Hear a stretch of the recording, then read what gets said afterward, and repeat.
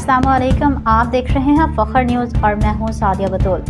सबसे पहले शामिल करते हैं आज की अहम खबरें। वॉशिंग मशीनों में भी अब सफ़ीना गुटखा छुपा कर मुंतकिल होने लगा। गोलार्ची से रिपोर्ट कर रहे हैं मोहम्मद अब्दुल रहीम शेख।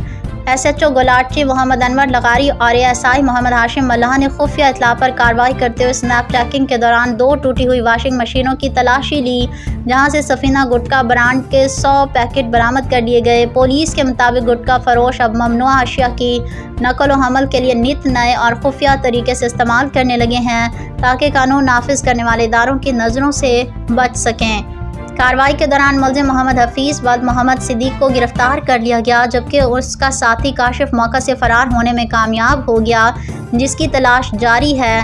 पुलिस ने थाना शहीद फाजिल राहू में मुलजमान मोहम्मद हफीज़ और काशिफ के खिलाफ FIR नंबर 162/2026 बजुर्म दफ़ा SPP MSS use of gutkha main act 8 2019 के तहत मुकदमा दर्ज करके मज़ीद तफ्तीश शुरू कर दी है।